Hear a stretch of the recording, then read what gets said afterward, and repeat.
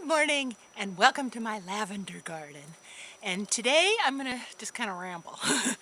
I'm getting buzzed by bees, so it's a little distracting, but we're brought to you by JBS Farm. And well, let me show you first, and I'll save the very fun thing to last. Lip balm. So this is lip balm day. This particular one is Pina Colada, and I have Kaluah. They're little macaroons, and you get them in a little bag. And they come out. And they look just like a little macaroon. And there's your lip balm.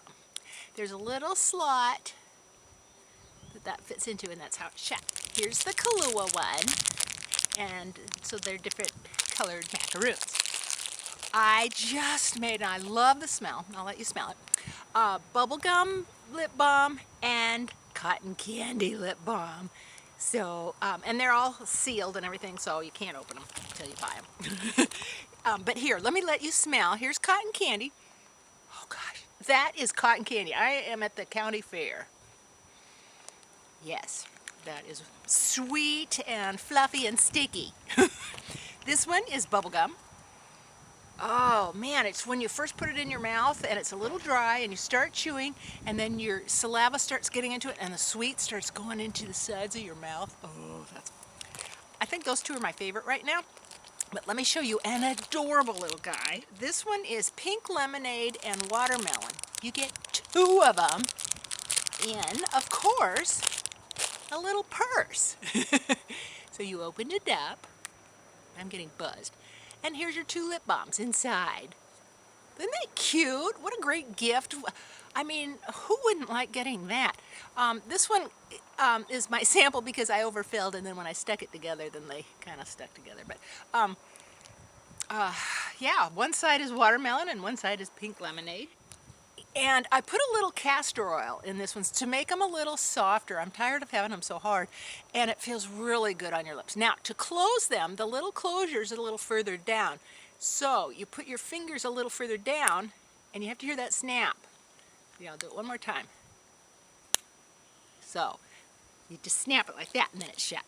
And like I say, it comes in a little bag, and the macaroons come in little bags, and then I just have these two tubes.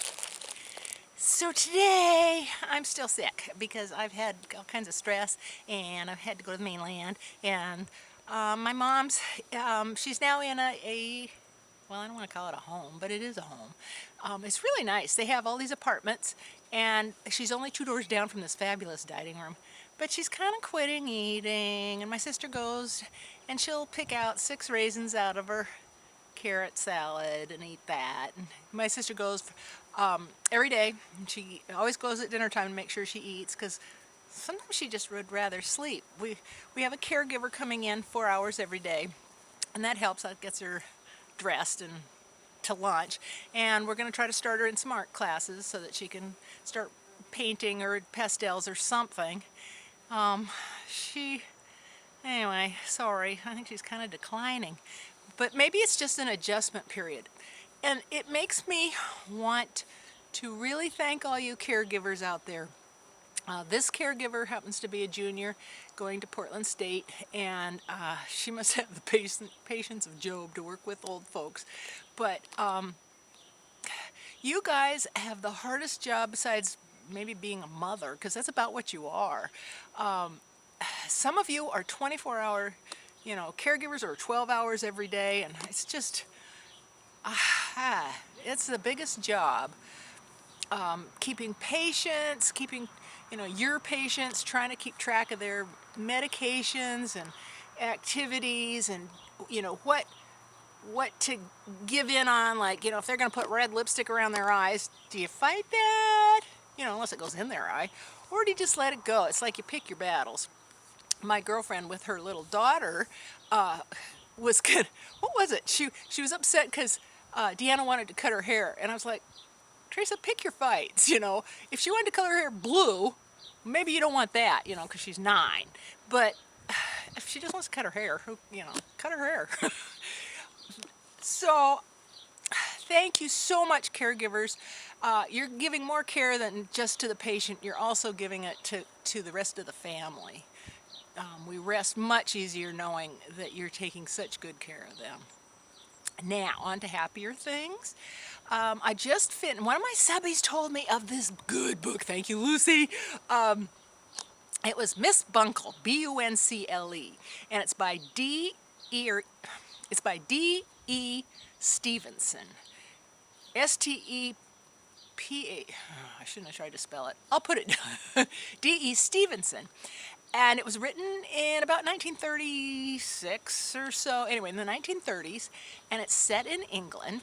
And it's this little lady that lives in this town, and she's running out of money. Her dividends are stopping coming. So she think, what'll I do? I'll write a book. Well, you only write about what you know, so she writes about everybody around her. But she changes the names, kind of. And the people kind of catch on. So it's kind of that debacle going on, was the first book.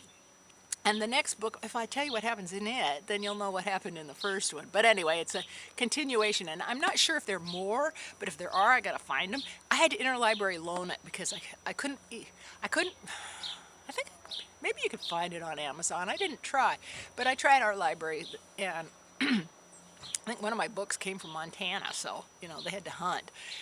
Another book Jessica sent me, she goes to her library and buys these hardbound books, I think for $1 or 50 cents, and she reads them and sends them on to us. And this one's called Pirate Hunters by Robert Kurson, and it's these treasure hunters, and they're usually looking for treasures, but their big thrill is finding wrecks and identifying them. And the main diver found the U-boat that was off the East Coast. It was close to like New York or something, and he identified it. This particular one, they're going on they're just about found their treasure ship when they hear from another old fellow who's finding this pirate that you don't hear about anymore, but he was incredible because he fought the British Navy and beat them for a little while. Anyway, it's set in the Dominican Republic. Well, Jessica put a little note in here, and so let me read it to you. Start slow, stick with it. I didn't think it started slow. I thought it was great. I was studying in the DR about 15 years ago. Even went on a school-sponsored excursion to Samana. We boated around the bay visiting different little islands. You never know the history that's under your nose. She could have swam over it. There's a few pictures. This is the picture of the ship that they are looking for, this Bannister, this Captain Bannister. And these are the two main divers and in charge of the trip. And these were the two British ships that Bannister fought. And these are the islands and this beautiful azure water. And it turns out, I shouldn't tell you, but it turns out the wreck is right there, right under their noses. But how would you know? Because look you can't tell what's rock and what's not. I mean, could you tell this is a dagger? If you were just, you know, wading around looking down at the rocks and everything. Anyway, here's the timbers of the boat that was left. I can't put it down. I have this much more to read to finish it, but they've discovered it now, and so anyway, it's just a fun book. I've read it in about 2 days. My husband was reading it, and I kind of took it out from under him. So when he wasn't reading it, I'd grab it, and we're being buzzed by bees. So I will get on with more Oh wait, I did bring some makeup to show you what I have on, and get it out of my pocket. I have on the Trish McEvoy that I'm trying to use up. So I have the powder for foundation, and I have the blush, which is Nude. The foundation was Beige. And then the eyeshadow glazes are Coconut and Tawny.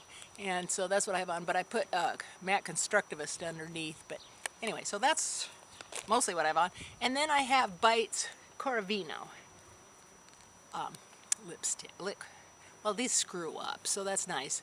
Those are nice pencils. You don't have to sharpen on your lips. Don't forget to support JBS Farm. These will make great little gifts. I'll probably keep lip balms all year round a little bit, you know, for Christmas and stuff, but these are just for summer and for fun. And I only have about 12, 13 of these. I don't have a whole lot of these. I'm not going to reorder. They're kind of hard to fill. But I can make more of these. I got lots of the macaroon shells, but I don't have a lot. I've sold a bunch. And I've got Farmer's Market coming up July 2nd. So thank you so much for joining me. I really appreciate it. I love hearing from you guys. So thank you for writing. And Jessica says that I'm supposed to say subscribe because I've been whining at her that I don't have very many subbies and they just sit there. But I do have the best, so I can't really complain. But anyway, if you're new, thank you for joining me. And I really look forward to getting to know you. And let me know if there's something you want to see. And so until next time, I'll see you later. Bye-bye.